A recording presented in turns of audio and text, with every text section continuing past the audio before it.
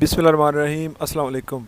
Welcome to friend travel to world. Friend, आज जो आपके साथ हम लोग इन्फॉर्मेशन शेयर करेंगे वो थोड़ी सी इस तरह शेयर करेंगे कि क्या आप मलेशिया से किसी दूसरी कंट्री के लिए वीज़ा अप्लाई कर सकते हैं, जैसे कि कनाडा हो गया, सिंगापुर हो गया। किसी यूरोपियन कंट्री में आप ये अप्लाई कर सकते हैं या नहीं कर सकते वर्किंग वीज़े पे। तो बिल्कुल आप अप्लाई कर सकते हैं, लेकिन उसकी कुछ चीज़ें हैं, कुछ उसमें जो इम्पोर्टेंट होते हैं ख़ास तौर पे डॉक्यूमेंट्स वगैरह, उनके बारे में मैं आपके साथ ज़रूर शेयर करूँगा। तो उससे पहले आप सब भाइयों से रिक्वेस्ट है, अगर आपने ट्रैवल टू वर्ल्ड को सब्सक्राइब नहीं किया तो उसको सब्सक्राइब कर लें, साथ में बेल का आइकन होगा उसके ऊपर ज़रूर क्लिक करें ताकि हमारी आने वाली जो नई वीडियो है उसको आप आसानी से देख सकें।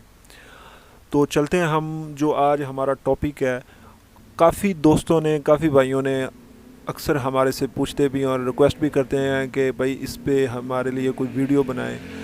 तो व्यूवर्स, आज जो मैं आपको इसके बारे में बताऊंगा, आपको स्टेप बाय स्टेप सारी डिटेल दे दूंगा कि आप लोग जा सकते हैं कि नहीं जा सकते। सबसे पहली बात जो मैं आपके साथ शेयर करूंगा वो ये है कि आप ज़रूर दूसरी कंट्री के लिए वीज़ा लगवा सकते हैं, लेकिन उसकी कुछ रूल्स होते हैं जो आपको फॉलो करने पड़ते हैं।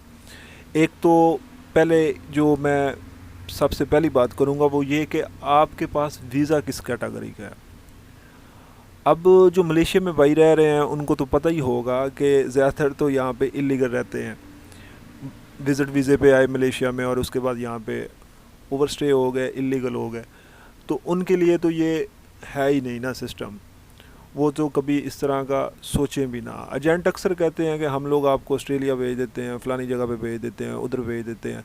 अगर वो इतने होते तो वो भी फिर उधर चले जाते, यहाँ पे किस वजह से बैठे हैं, जबकि उनके पास ये ऑप्शन है। सिर्फ ये होता है कि एक उन्होंने लोगों को ब्लैकमेल करना या लोगों से पैसे जो है वो लूटने, तो फिर वो इस तरह के ख्वाब दिखाते हैं और ये ख्वाब अच्छे होते हैं, देखने चाहिए बंदे को, लेकिन इनके ऊपर अमल नहीं करना चाहिए।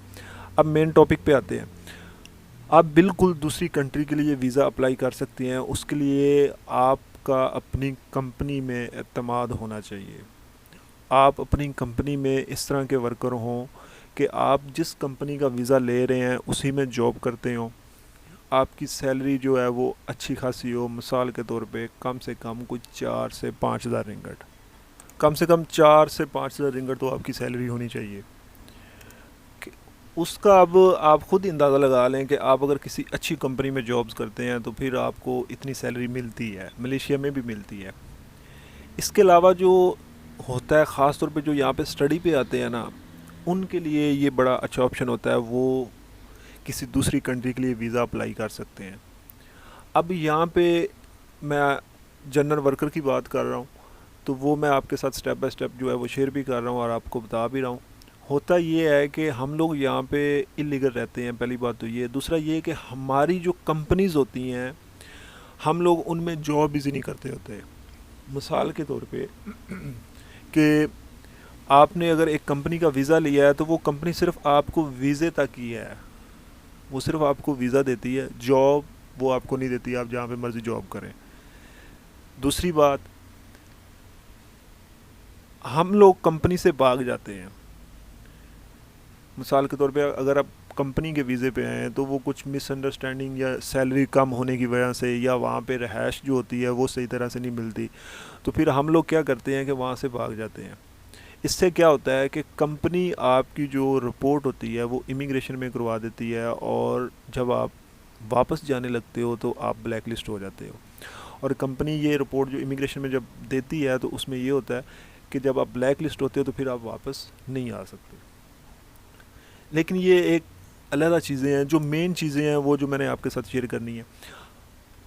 अगर तो आप एक अच्छी कंपनी में जॉब करते हैं, चाहे आप वहाँ पे जनरल वर्कर ही क्यों नहीं है, अच्छी कंपनी में जॉब करते हैं, आपका वहाँ पे एतमाद है, आपके कंपनी का जो बॉस है उसको आप पे एतमाद है, अच्छी एक आपकी सैलरी है 4 से 5 हज़ार रिंगट, मैक्सिमम अगर 3 हज़ार रिंगट भी है तो आप अप्लाई कर सकते हो।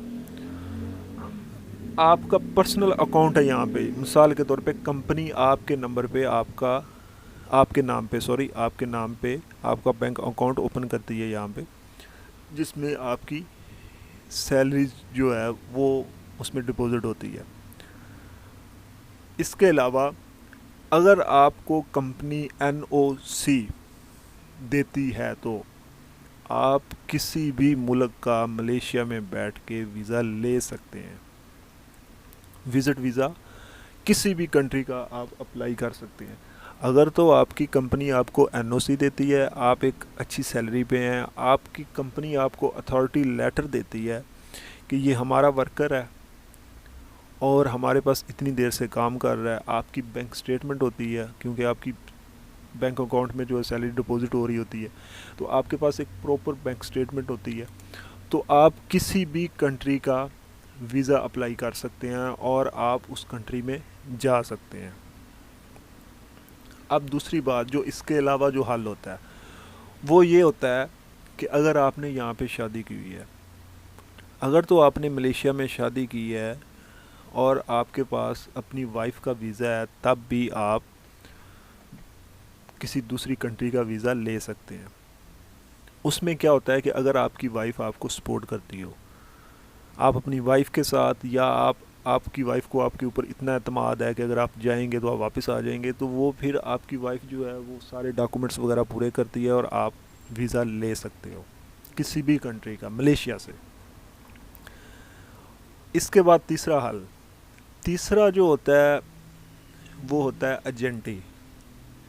ایجنٹ جو ہوتے ہیں وہ آپ کو بڑے خواب دکھاتے ہیں، لیکن وہ صرف خواب ہی ہوتے ہیں۔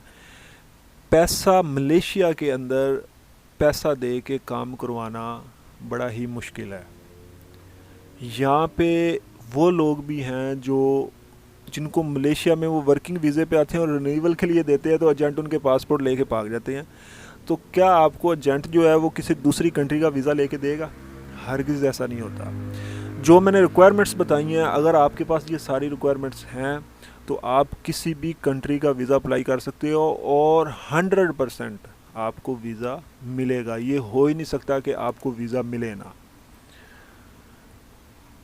اس لیے اگر تو آپ نے کسی دوسری کنٹری کے لیے ٹریول کرنا ہے، اپنے یہ ڈاکومنٹس پورے کریں۔ پورے کرنے کے بعد جو ہے آپ ویزا فارم جو ہے فل کریں اور متعلقہ ایمبیسی میں جس کنٹری کا آپ ویزا حاصل کرنا چاہتے ہیں وہاں پہ اپنے ڈاکومنٹس دے کے ایک کمپلیٹ اچھی سی فائل بنا کے آپ وہاں پہ دیں اور آپ کو ویزا مل جائے گا۔ کوئی مشکل کام نہیں ہے۔ آج کی ویڈیو جو تھی وہ میری اسی ٹاپک پہ تھی، باقی ہم لوگ آپ کو اپڈیٹ وغیرہ دیتے رہتے ہیں۔ انشاءاللہ کوئی اگر اور اپڈیٹ ہوئی تو میں آپ کے ساتھ وہ بھی شیئر کر دوں گا۔ مجھے اجازت دیں، اللہ حافظ، السلام علیکم ورحمۃ اللہ۔